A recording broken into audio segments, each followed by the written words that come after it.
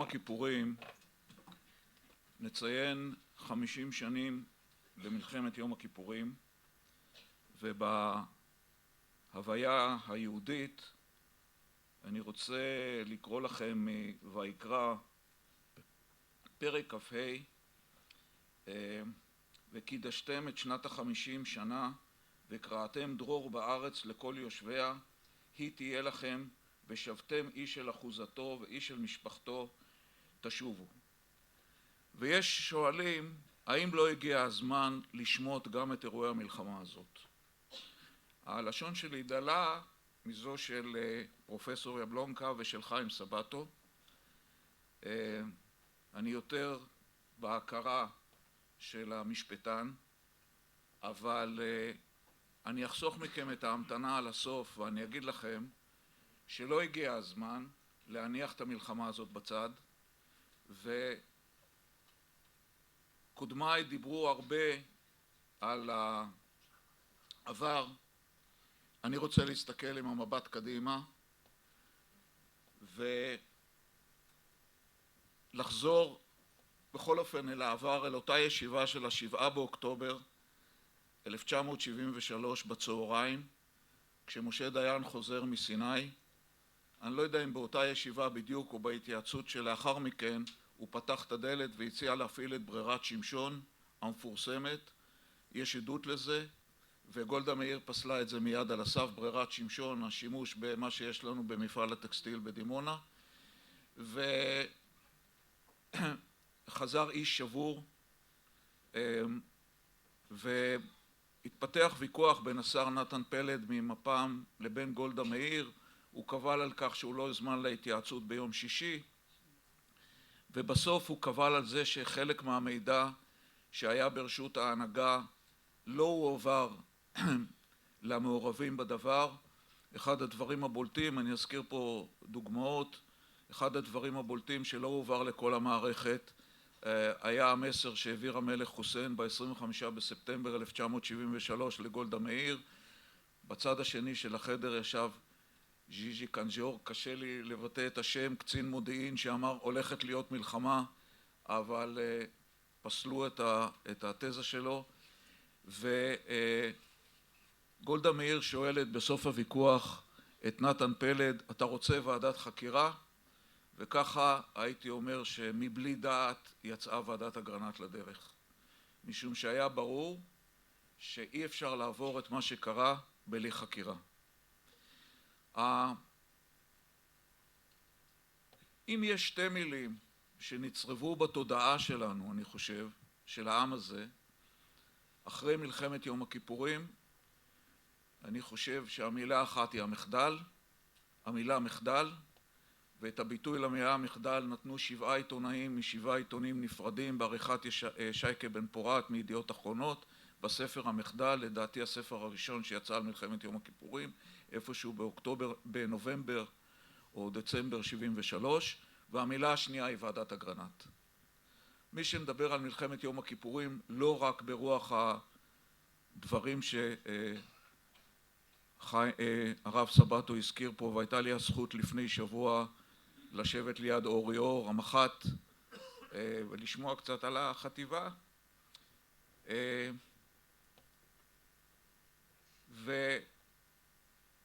ובכנס כאן וגם בעבודת הדוקטורט שלי קפצנו מאגרנט לוינוגרד, קיפחנו בדרך ועדה נוספת, ועדת כאן, אני תכף אומר עליה כמה מילים.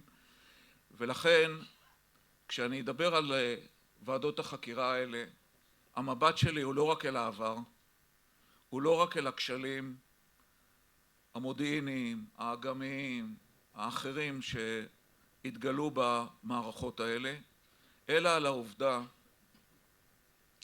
שהתזה שלי, הטיעון שלי, הוא שהלקחים לצערי לא מופקים בחלק גדול מהמקרים, ואנחנו נאמנים נאמנות עיוורת בציניות לתזה של ברברה טוכמן, ואנחנו ממשיכים לצעוד במצעד האיוולת לאורך זמן, וזה משפיע גם על הדברים שפרופסור יבלונקה אמרה היום לגבי 2023. אני רוצה לומר עוד משהו על מלחמת יום הכיפורים ומדוע התובנה הזאת שאני מדבר עליה, משום שלדעת חלק גדול מהחוקרים, אני לא היחיד, מלחמת יום הכיפורים לא התחילה ב6 באוקטובר בשעה 13:50 עם התקיפות הראשונות, היא התחילה ב11 ביוני 1967 ביום שהסתיימה מלחמת ששת הימים. זאת התזה, אנחנו הוכחנו אותה בחקירות. 6 השנים שבין ששת הימים, ואגב רמטכ"ל, לפי הספר של האלוף שנכתב בגיל 90 שנה לפני שהוא נפטר, לפי הספר של הרצל שפיר, דיין סירב לעשות סיכום של מלחמת ששת הימים, אז הלקחים לא נלמדו, ובמלחמת ששת הימים היו מספיק כישלונות שצריך היה לחקור אותם, אבל 6 השנים שבין ששת הימים ליום הכיפורים היו שנים ראשית קשות של מלחמת ההתשה. אני אגלה לכם סוד, אני בן הדור הזה, שאני ילד בסדר גמור, וכשפגשתי את פרופסור יבלונקה בפעם הראשונה אמרתי לה, כתבת עליי או לא הכרת אותי. אז אני רוצה להגיד כמה מילים על ועדת כהן, דווקא על הוועדה שבאמצע, זאת שחקרה את הטבח במחנות הפליטים סברה ושתילה, השנה 40 שנה. משום שזאת ועדת החקירה היחידה, אמנם היא חקרה אירוע נקודתי, היא לא חקרה את מלחמת לבנון הראשונה, היא לא חקרה אותה. היא חקרה אירוע נקודתי מאוד מאוד קשה ומאוד מאוד כואב. אבל יש שם פרק על חובתו של העם היהודי לנהוג ברמה מוסרית גבוהה. יש שם פרק שלא נזכר באף אחת מהוועדות האחרות, לא משום שהם לא היו ערות לנושא מוסר, אלא משום שעלתה שם השאלה של האחריות שלנו, אחריות ישירה, אחריות עקיפה, למה שקרה במחנות הפליטים בביירות, ומשהוועדה הגיעה למסקנה שהאחריות שלנו הייתה אחריות עקיפה, אז הרוחות כאן נרגעו קצת.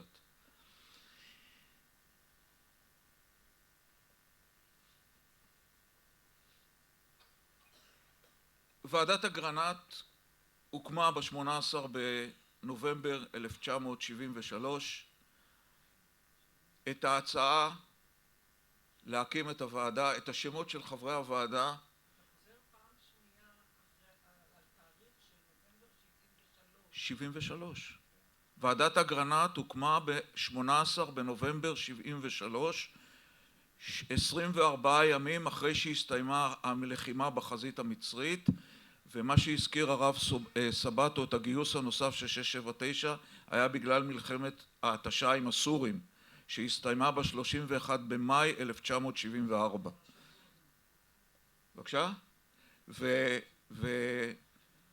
והפעם הראשונה שהנושא עלה בישיבת ממשלה של 11 בנובמבר 1973.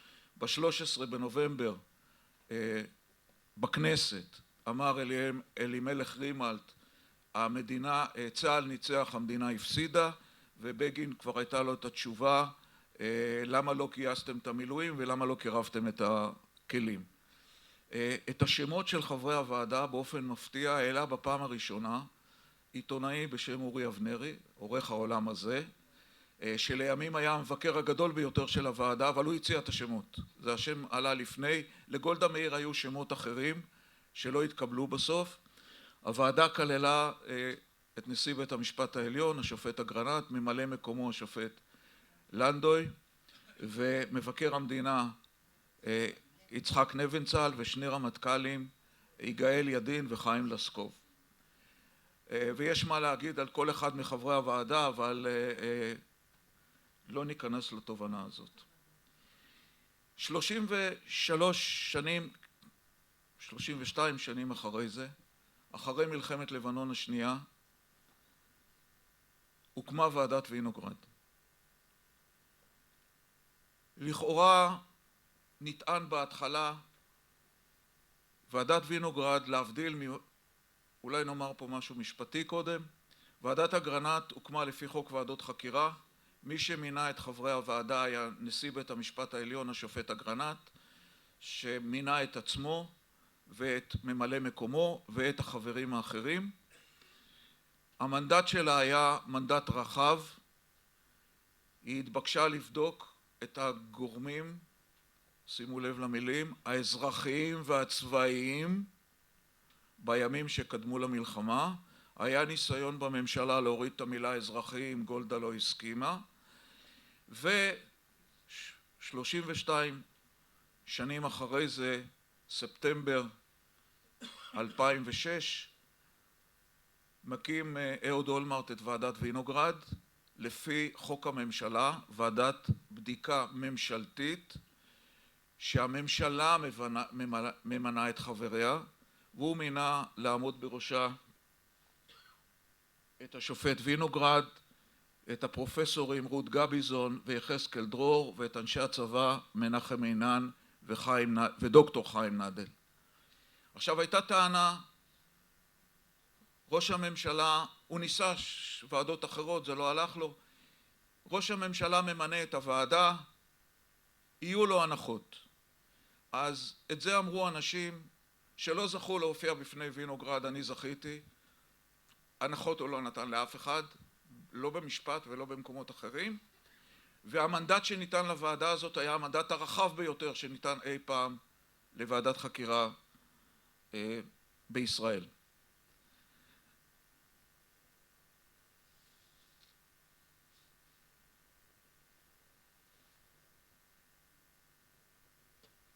שלושים ושלוש שנים, שתי ועדות, שני טיעונים, לא אקרא את כולם, שתי המלצות, להקים קבינט מצומצם לניהול המלחמה.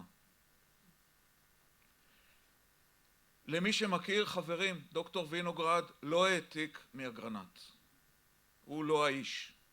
זה החלטה אמיצה שלו. אפשר להתווכח עם המסקנה הזאת. אפשר להתווכח. הנושא של קבינט מלחמה, אותו גוף מצומצם שאצלנו, למי שראה את שעה אפלה, מכיר את קבינט המלחמה של צ'רצ'יל, עם 5 אנשים, 2 מהם האופוזיציה דרך אגב, והנושא של גוף מצומצם לניהול המלחמה, עלה בפעם הראשונה בהיסטוריה של מדינת ישראל ביולי 1948, כשישבה ועדת החמישה, לחקור בעצם את העובדה שדוד בן גוריון ממנה מפקדי חטיבות בצבא. והיא המליצה להקים קבינט מלחמה. בן גוריון, כהרגלו בלי ביקורת, איים להתפטר, וכמובן שלא קיבלו את ההמלצות. אבל הנושא הזה עלה בוועדת אגרנט, למרות שאני חייב לומר בסוגריים, מה-6 באוקטובר או מלפני ה-6 באוקטובר התנהל קבינט מלחמה. בחדר של גולדה מאיר, היו בו גולדה מאיר, 3 אנשים עם רקע צבאי, יגאל אלון, משה דיין וישראל גלילי, ומפעם לפעם הוזמנו שם המומחים, הרמטכ"ל ואנשי הצבא. זה היה עוד לפני המלחמה, במוצאי שבת אצל גולדה בבית, מי שראה את הסרט ורואה אותה בחלוק מבשלת לחברים, וההחלטה שהתקבלה שם הייתה מובאת למחרת בבוקר לממשלה, והייתה מתקבלת לפורום שרינו ואחרי זה לממשלה והייתה מתקבלת. 33 שנים אחרי זה אומרת ועדת וינוגרד את אותו דבר. והואיל וזה לא היה בטווח המחקר ההיסטורי שלי, אז ב-2017 אמר את זה מבקר המדינה בדוח על מבצע צוק איתן. על התנהלות הקבינט, ושוב הוקמה ועדה, ועדת המדרור, ויש שינוי בחוק. זה אחד הנושאים. אני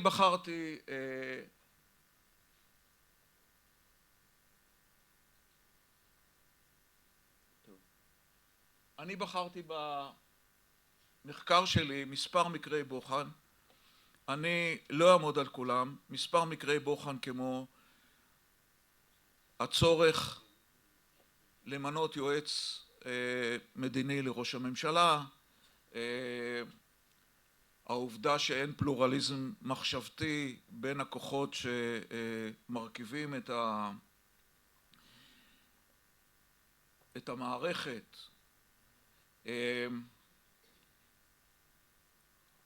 הנושא שעניין אותי, אני איש לוגיסטיקה, העדויות שנשמעו, העדויות, שימו לב, לא דוח הוועדה, העדויות שנשמעו בעניין מוכנות הימ"חים ב-73 וב-2006 הם כאילו נאמרו על ידי אותם אנשים באותם זמנים על מוכנות הטנקים או אי מוכנות הטנקים, ועל דבר פה הוזכר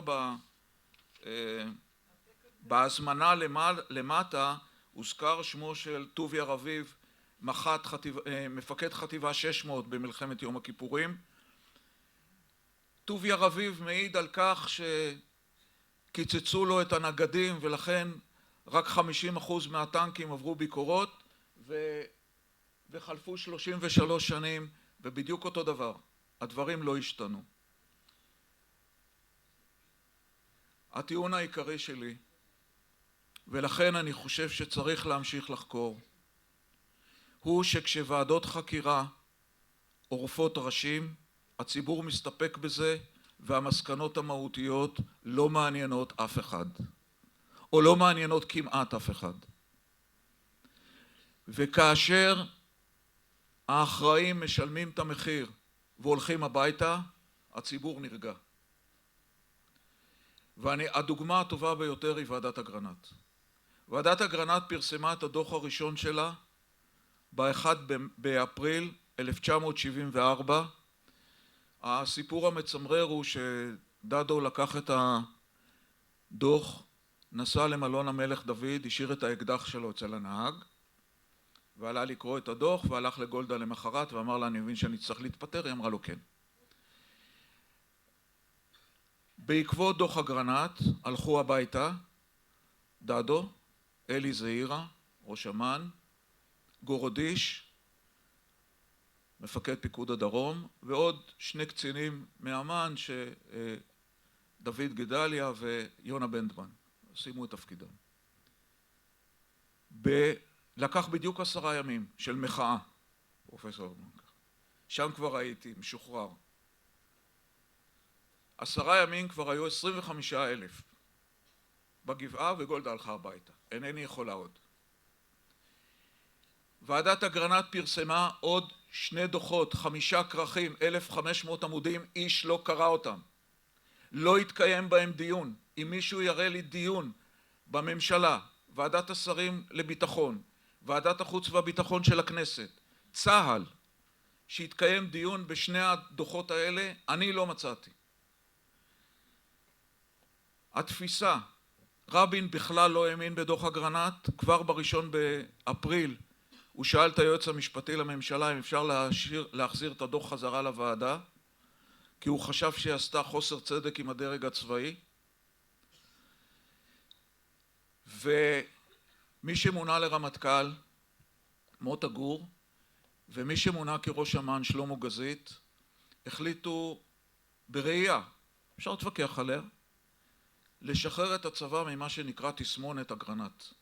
מי שבא למילואים בשנים, ואני שם, הייתה לי שנה ב-74, מי שבא לכל דיון צבאי ב-1974, כשמישהו היה מציג תוכנית, היו אומרים לו, תשים לב שלא תהיה לך ועדת אגרנט.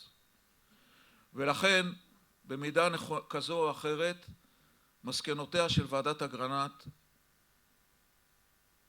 לא יושמו בחלקם הגדול. 5 שנים אחרי זה, במבצע ליטני, חלק גדול מהליקויים של ועדת אגרנט דיברה עליהם, חזר שוב ושוב על עצמו.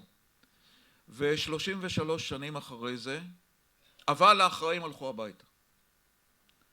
33 שנים אחרי זה, מי שקורא דוח וינוגרד, דוח וינוגרד היו 2 חלקים. החלק הראשון המהיר, הראשון, המוזיקה בו הייתה מאוד מאוד קשה כלפי מקבלי ההחלטות, אבל ועדת וינוגרד הסיטואציה הייתה אחרת. מקבלי ההחלטות המרכזיים, הרמטכ"ל דן חלוץ, אלוף פיקוד הצפון אודי אדם, מפקד אוגדה 91 גל הירש, הלכו הביתה עוד לפני שהוועדה התחילה. דן חלוץ אמר אני מסיים את התחקירים בצה"ל ואני הולך הביתה ואני פורש. אמיר פרץ אחרי הדוח הראשון הוחלף על ידי אהוד ברק, על ידי מפלגת העבודה, ולמעשה נשארה דמות אחד שכולם חיפשו את ראשו, וזה אולמרט ראש הממשלה, ואולמרט אמר אני בגלל ועדות חקירה לא מתפטר. הייתה מחאת מילואימניקים, אפשר להגיד משהו עליה, לא קשור כל כך לעניין, ואולמרט החליט, אבל בניגוד לוועדת אגרנט, לא עובדות, אני מדבר רק על עובדות, ועדת אגרנט במידה רבה, ועדת וינוגרד במידה רבה, אולי נחלק את זה אחרת, ועדת אגרנט עשתה לנושא משפטיזציה. המבחנים של אגרנט, והוא דיבר על זה ברעיון שהוא נתן לפנינה להב, ברעיון אישי, המבחנים שלו היו משפטיים. חוסר סמכות, היעדר חלוקת סמכויות בין הממשלה, בין שר הביטחון לבין הרמטכ"ל. המטבח של גולדה לא מעוגן מבחינה משפטית ולכן זה לא קבינט, ובעיקר את שר הביטחון הוא בוחן בעיניים של האדם הסביר ולא של שר הביטחון הסביר שהיה רמטכ"ל של מלחמה, שאלה שאפשר להתווכח עליה. עורכי הדין שמתעסקים בנזיקין התווכחו עליה. דקה ואני מסיים. ועדת וינוגרד כתבה דוקטורט בניהול ובקבלת החלטות. בעקבותיה, מה שכן קרה, זה שמונה צוות בראשות אמנון ליפקין שחק ליישם את המלצות דוח וינוגרד. זה בא לידי ביטוי בחקיקת חוק המטה לביטחון לאומי, המל"ל, שהתקבל בספטמבר 2008. אני רוצה להגיד לכם כאן, סעיף 2.6 לחוק אומר שהערכת המצב השנתית הלאומית של מדינת ישראל תעשה על ידי המל"ל. אני לא ראיתי מאז 2008 הערכת מצב שנתית של המל"ל. אומרים לי שהוא עושה, זה סודי כנראה, למרות שכשהמודיעין מפרסם הערכת מצב היא מתפרסמת. ומילה אחרונה באמת על העתיד. 10 שנים חלפו מאז ועדת החקירה, מ-2010, ועדת החקירה הממלכתית האחרונה הייתה ועדת מצ"א שחקרה את היחס למפוני גוש קטיף וימית והגיעה למסקנה שצריך לתקן את החוק ולשפר את מצבם. ואז חברי דוקטור קלקסבלד כתב המלכה מתה, קרי לא יהיו יותר ועדות חקירה. לקח 10 שנים, יש לנו היום 4 שעובדות. אחת סיימה את המחקר שלה על נחל צפית, על האסון בנחל צפית, בלי להתעסק בצד הפלילי, כי שם יש משפט בבאר שבע. אני מאוד מאוד מאוד מציע למי שיכול לקרוא את הדוח המזעזע הזה על ההתנערות של משרדי הממשלה, ביטחון וחינוך מהאסון שקרה שם. ועדת פינקלשטיין שעסקה בבריחת האסירים מכלא גלבוע, שופט פינקלשטיין שם זה על יד זה את התמונות של המנהרות שנחפרו בגלבוע ב-2014, אותם מנהרות שהשתמשו בהם ב-2021. והוועדה השלישית של אסון מירון, אנחנו מחכים לדוח הסופי, אבל בדוח הביניים כבר היו המלצות, חלקן בוצעו, חלקן לא בוצעו. הוועדה האחרונה עובדת בסתר, זה הוועדה לחקר רכש הצוללות וספינות השיט. אמנם השבוע היא פרסמה שהיא שמעה כבר למעלה מ-100 עדים, מתי ואיך זה יסתיים אנחנו לא יודעים. רציתי להגיד, אולי לסיום, שאחת הבעיות שלנו זה שוועדות החקירה אינן דנות בנושאים פרופסור יבלונקה דיברה עליהם, בנושאים שהם בליבת המצב שלנו. הם לא דנו למשל בשאלה הקריטית,